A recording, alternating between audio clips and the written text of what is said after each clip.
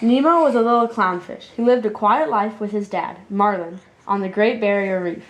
Nemo longed for adventure, but Marlin worried about the dangers of the ocean. He barely let Nemo out of his sight. On the first day of school, Marlin overheard Nemo and his new friends daring each other to swim over a steep cliff. Marlin panicked. "Nemo, you know you can't swim well," he shouted. "I can swim fine, Dad," Nemo said. Nemo darted toward a boat on the surface. Suddenly, a diver appeared behind him.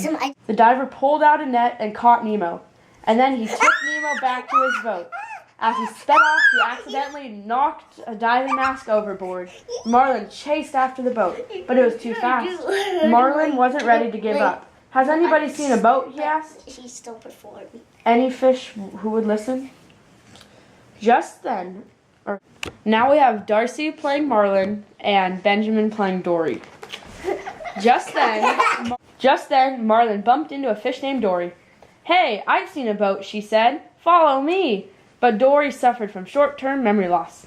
As soon as they started swimming, she whirled around. "Stop following me," she shouted. Figuring Dory couldn't help him, Marlin turned to leave and found himself face to face with a shark. The shark invited Dory and Marlin to a get-together in an old sunken ship. Inside there were two other sharks.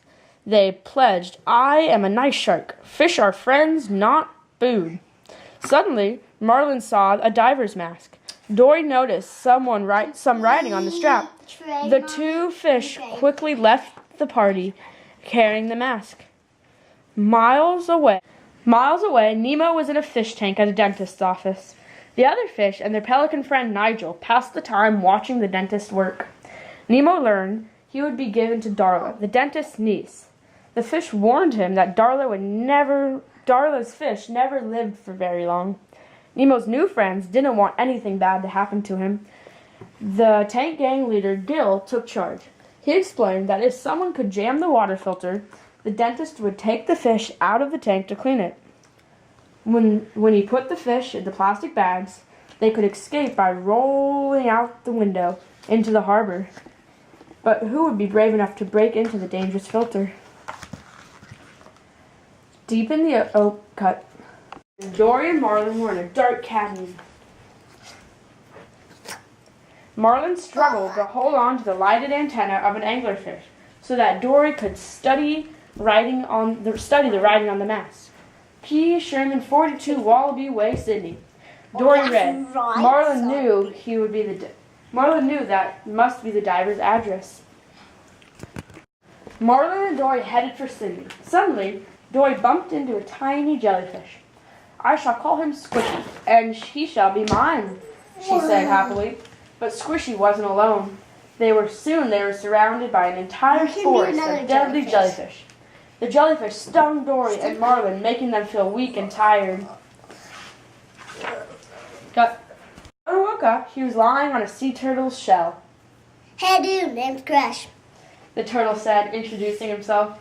Around them, hundreds of sea turtles rode with a lightning fast current. Crush's son Squirt was playing with Dory. While they played, Marlin told Squirt about his search for Nemo. Dory had already forgotten the story. "This is going to be good, I can tell," she said excitedly. "Oh, great pukes of popper."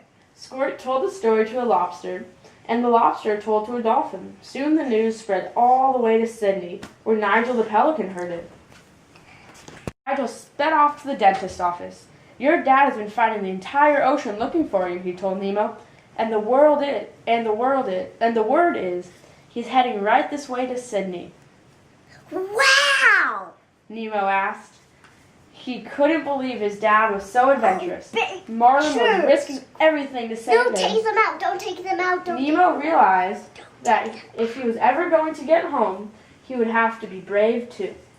He took a deep breath and carefully jumped into a pebble tank, stopping at swirling blades. Soon the tank would be so dirty, the dentist would have to clean it.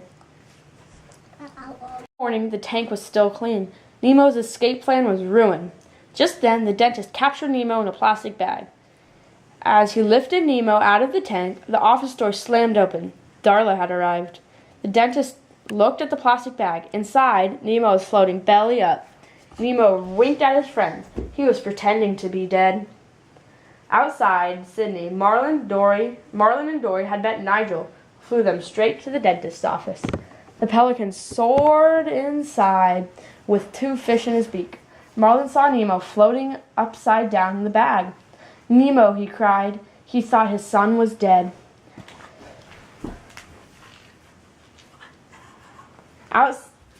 Marlin saw the dentist shooed Nigel away. Out with you and stay out. Nigel returned to the harbor and dropped Marlin and Dory into the water. Marlin swam out to sea, leaving Dory. We were too late, he said, but after Marlin left, Nemo swam out of a nearby pipe. He had been flushed. Nemo spotted Dory swimming in circles. Are you all right? He asked. I'm Nemo. You're Nemo? Dory cried, hugging him happily. Nemo and Dory found Marlin nearby. Daddy, Nemo called out. Marlin was so happy to see his son, but as they swam toward each other, a big net dropped into the water. Dory got stuck inside. Nemo knew just what to do. Tell all the fish to swim down. Together, the fish swam down until the net broke. Several weeks later, Nemo was back home and ready for school. This time, Marlin was ready too. He knew that his son could take care of himself. Nemo waved as he swam away. Bye, Dad. Oh, wait, I forgot something. He swam back and hugged Marlin. Love you, Dad. Marlin smiled. I love you too, son, he said. Now go have an adventure. Okay.